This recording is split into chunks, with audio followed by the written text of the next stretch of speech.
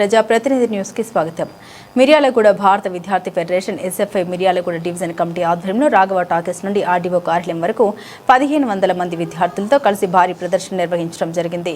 అనంతరం ఎస్ఎఫ్ఐ జిల్లా అధ్యక్ష కార్యదర్శులు ఆకారపు సుందరేష్, కమ్మపాటి శంకర్ మాట్లాడారు. రాష్ట్రంలో కాంగ్రెస్ ప్రభుత్వం పేద మధ్యతరగతి విద్యార్థుల స్కాలర్షిప్ ఫీజు రియంబర్స్మెంట్ విడుదల చేయకుండా విద్యార్థుల జీవితాలతో చెలగాటమాడుతుందని అన్నారు. రాష్ట్రంలో 10,500 కోట్ల బకాయిలు ఉంటే గత ప్రభుత్వం పేరు చెప్పి కాంగ్రెస్ ప్రభుత్వం తప్పించుకునే ప్రయత్నం చేస్తుంది తప్ప బకాయిలో ఉన్న స్కాలర్షిప్ ఫీజు రియంబర్స్మెంట్ విడుదల చేయడంలో విద్యార్థుల పట్ల సవతి తల్లి ప్రేమ చూపిస్తున్నారని ఆందోళన వ్యక్తం చేశారు.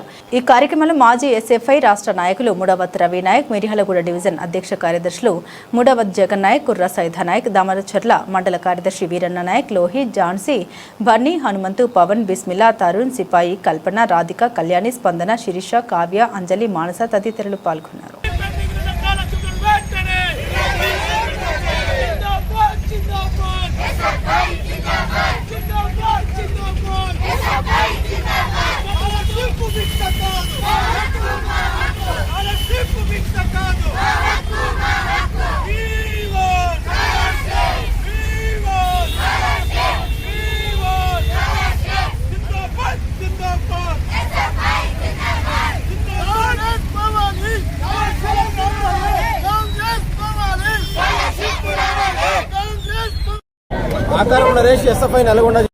పెండింగ్ లో ఉన్న స్కాలర్షిప్ ఫీజు రియంబర్స్మెంట్ విడుదల చేయాలని మిర్యాలగూడలో వేలాది మంది విద్యార్థులు రోడ్డు ఎక్కే పరిస్థితి కనబడుతుంది. కాంగ్రెస్ వస్తే మార్పు చెప్తారని చెప్పుకోవడానికి విద్యార్థులలో పేద మధ్యతరగతి విద్యార్థులలో మార్పు కనబడతలేదు.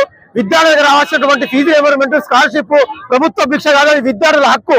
తక్షణమే ప్రభుత్వం స్పందించి విద్యార్థులకు స్కాలర్షిప్ ఫీజు రియంబర్స్మెంట్ విడుదల చేయకపోతే ప్రత్యక్షంగా ఎమ్మెల్యేలని, మంత్రుల్ని అడ్డుకుంటాం, ఆందోళన చేస్తామనేసి ఎస్ఎఫ్ఐగా హెచ్చరిస్తాం. ఇప్పటికైనా స్కాలర్షిప్ విడుదల చేయాలనేసి ఎస్ఎఫ్ఐ డిమాండ్ చేస్తుంది.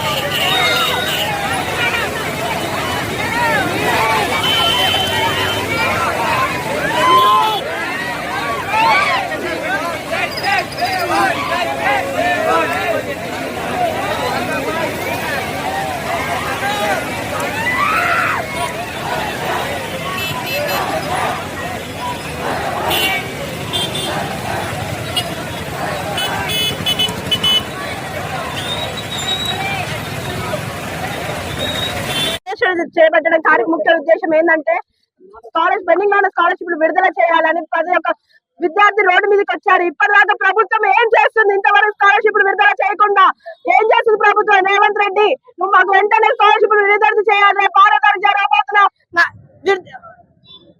మహాధర్నాలో నువ్వే స్కాలర్షిప్ విడుదల చేయాలని మేము డిమాండ్ చేస్తున్నాం. ఇప్పటి వరకు స్కాలర్షిప్ విడుదల చేయలేదు.